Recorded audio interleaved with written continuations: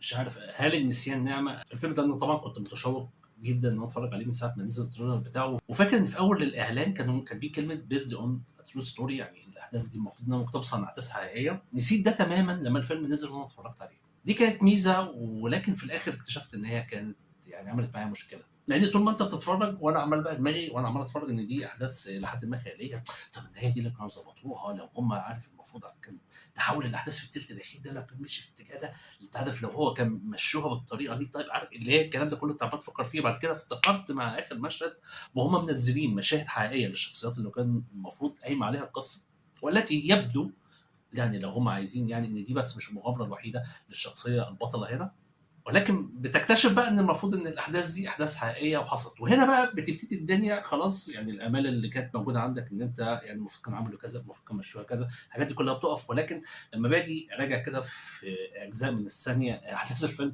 في حدث رئيسي تم الحديث عنه في الفيلم ده، كل ما افتكره بناء ان دي قصه حقيقيه بلاقي نفسي بضحك يعني يعني مش انا هحرقه لك في اخر الفيديو برضه، عشان رغم ان هو اساسي في احداث الفيلم ولكن انا مش قادر ابلعه، مش قادر ابلعه خالص يعني. تعال اقول لك ايه الفيلم وتعال اقول لك الاحداث. ذا بوبس اكسورسيست لحبيبي راسل كرو.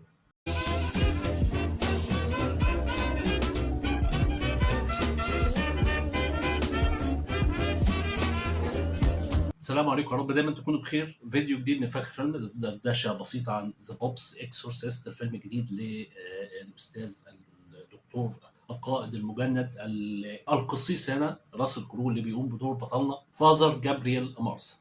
هبتدي كده بخط جانبي من الاحداث وبعد كده هرجع لامارس. اسره امريكيه بسيطه كان عندها ملكيه لارض موجوده في اسبانيا، مقام عليها كنيسه قديمه جدا جدا جدا، ولكن تعاني من حاله من التهالك. توفي الزوج وبالتالي دي اصبحت من الممتلكات، فالام بتاخد بنتها المراهقه وطفلها الصغير اللي بيبلغ اقل من 10 سنوات، وبيذهبوا لان محاوله اعاده تاهيل وترميم الكنيسه دي باتفاق مع شركه مقاولات ظريفه كده، عشان يقدروا ان هم يأهلوها ان يتم بيعها والاستفاده من فلوسها طبعا. وطبعا بعد ما بنروح بنكتشف ان اثناء عمل شركه الترميمات هم فتحوا جدار ما كانش المفروض يتفتح، لنكتشف يعني على منتصف احداث الفيلم ان في كيان شيطاني رهيب موجود في هذا المكان، وفي سر اعمق بكتير جدا موجود في هذه القطعه من الارض. دي العقده بتاع احداث الفيلم، لكن الاحداث الحقيقيه موجوده مع بطلنا جابرييل امارس، وهو شخصيه جذابه جدا للنظر، نظرا لانه المفروض هو ده طرد الارواح الشريره الخاص بالبابا ذات نفسه. الرجل الذي خاض ما يقرب من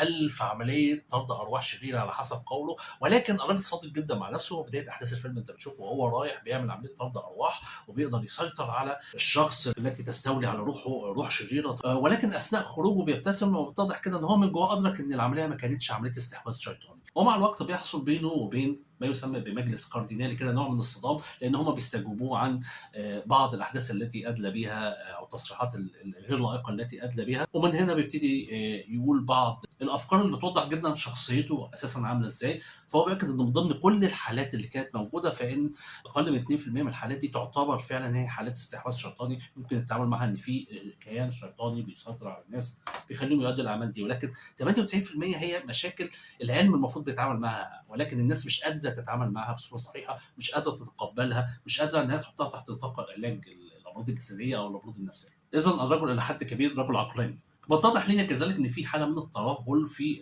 النظام العلوي للكنيسه، سواء مع الحاله المرضيه الشديده المسيطره على البابا رغم علاقه الصداقه الشديده بينه وبين الاب جابرييل، وفي نفس الوقت ظهور طبقه جديده من الكاردينالات او اصحاب السلطه الكنسيه اللي ليهم رغبه في تغيير الاوضاع، سواء في عمليه استمرار فكره طرد الارواح الشريره كعمل يتصل بالكنيسه نفسها، وان ده شيء مش ملائم لجلال او هيبه الكنيسه، لكن في نفس الوقت ما بيقدموش اي بديل معاصر لان هم يقدروا يتواصلوا مع الناس بطريقه الطف واكثر واقعيه. معنى من السرد بتاع الاحداث ده ربما يصيبك بالملل، ولكن على صعيد الاحداث المرعبه بيتلبس الطفل الصغير اللي كان في الكنيسه اللي اتفقنا ان هي موجوده في اسبانيا روح شريره، والروح هنا بتصطدم بقسيس شاب موجود ولكن بيفشل تماما في التعامل معها. بيتضح ان الروح طالبه تحديدا الاب جابرييل بالاسم، ومن هنا البابا بيستدعيه وبيكلفه بالمهمه دي للتعامل. وبيتضح بقى في نهايه الفيلم ليه هو اختاره وليه البابا بالذات اهتم بالموضوع ده، نظرا لان الكنيسه دي تعتبر معقل ديني مهم جدا في حسابات الفاتيكان.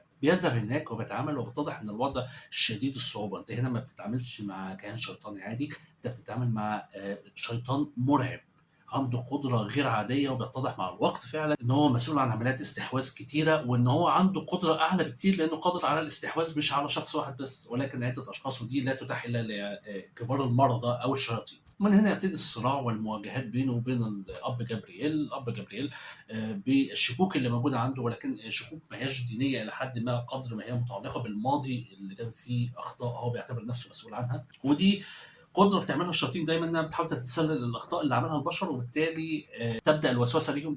لا، الوسوسه دي بتاع الشياطين ضعاف، لكن التلبس بيهم او استحواذ على ارواحهم زي ما بيحصل في افلام الاكسورسيزم اللي احنا بنشاهدها باستمرار. بيستمر الصراع ما بينهم، وبيتضح ان في مفاجاه كبيره موجوده في الثلث الاخير في احداث الفيلم ده، غير النقطه اللي انا هحرقها في اخر الفيديو بس عشان اكون صريح معاك. وبتضح ان الصراع ده صراع دموي، صراع مستميت، والهدف منه ما هوش مجرد التلبس بالطفل او الحفاظ على الارض اللي هي الشيطانيه اللي موجوده المقام عليها الكنيسه، ولكن بتضح ان الموضوع فيه مخطط اعلى بكتير من الفكره دي، وفكره مرعبه فعلا. ده ملخص احداث الفيلم المثير اللي انت هتتفرج عليه لو انت بتحب النوعيه دي من الافلام.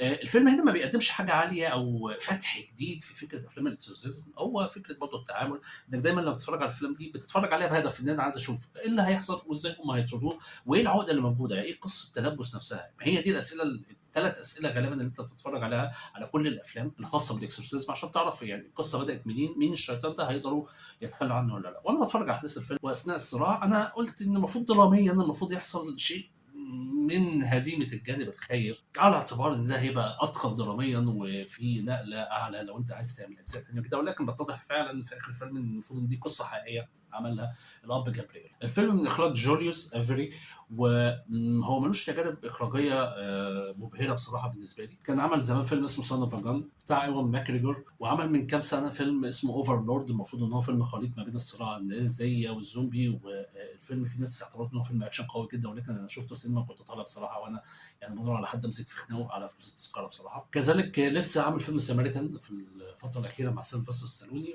يعني التجارب ما هياش مبهره قوي بالنسبه لي، ولكن في الفيلم هنا هو محافظ على رتم الفيلم بصراحه بصوره ممتازه جدا.